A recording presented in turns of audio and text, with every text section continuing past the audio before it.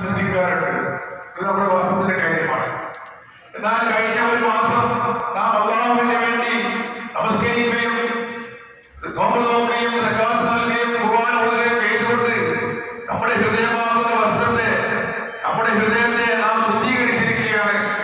അത് ശുദ്ധീകരിച്ച ഏറ്റവും നല്ല അവസ്ഥയിലാണ് ഉള്ളത്.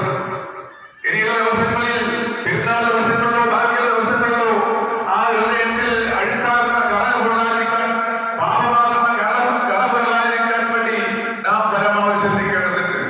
നാം നമ്മുടെ വസ്ത്രം മാത്രം ശ്രദ്ധിച്ചാൽ പോരാ. നമ്മുടെ വസ്ത്രത്തിൽ കറയായാൽ കഴുകിയാൽ പോകും, നമ്മുടെ ശരീരത്തിൽ അഴുക്കായാൽ കുളിച്ചാൽ മാറും.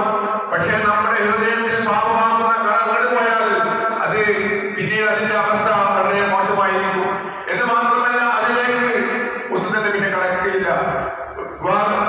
പറഞ്ഞുകൊണ്ട് ഉത്ബോധനം നടത്തിയാൽ അത് കേൾക്കുകയില്ല. പിന്നെ അതിന്റെ അവസ്ഥ മോശമായിരിക്കും.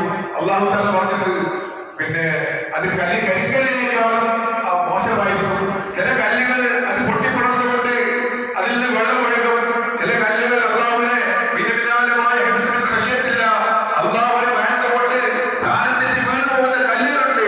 അത്രയും. പക്ഷേ ഒരു മനുഷ്യന്റെ ഹൃദയത്തിൽ വിഭാഗികൾ പോലെ സുന്ദരമായ കാര്യങ്ങൾ വന്നുകൂടി അവന്റെ ഹൃദയം കരഞ്ഞുപോയാൽ പിന്നീട് അതൊന്നും തന്നെ ഫലം ചെയ്യുകയില്ല. അതുകൊണ്ട് നമ്മുടെ ഈ ഹൃദയ നൈർമല്യത്തെ, ഈ ഒരു മാസം നാം സൂക്ഷിച്ചിരിക്കുന്ന പരിശുദ്ധമായ ഹൃദയത്തെ അങ്ങനെ തന്നെ സൂക്ഷിച്ചുകൊണ്ട് അങ്ങനെ തന്നെ മുമ്പോട്ട് പോകാൻ നാം ശ്രമിക്കണം.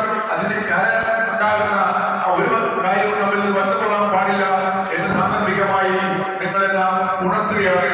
അല്ലാഹു തആല അനുഗ്രഹിക്കുമാറാകട്ടെ. അല്ലാഹു അക്ബർ, അല്ലാഹു അക്ബർ, അല്ലാഹു അക്ബർ. ലാ ഇലാഹ ഇല്ലല്ലാഹ്, അല്ലാഹു അക്ബർ, അല്ലാഹു അക്ബർ, വലില്ലാഹിൽ ഹംദ്. അല്ലാഹുവിന്റെ അനുഗ്രഹത്താൽ നാം വളരെ സന്തോഷത്തോടു കൂടി നാം നമ്മുടെ വീടുകളിൽ നിന്ന് പെരുന്നാൾ ആഘോഷിക്കാൻ വേണ്ടി ഇവിടെ എത്തിയിരിക്കുകയാണ്. എല്ലാവരും, രാജ്യത്തുള്ള എല്ലാ ആളുകളും പ്രത്യേകിച്ച് മുസ്ലിം ഈദ്ഗാഹിലേക്ക് പോയിക്കൊണ്ടിരിക്കുകയാണ്. ഈ സന്ദർഭത്തിൽ കാര്യങ്ങൾ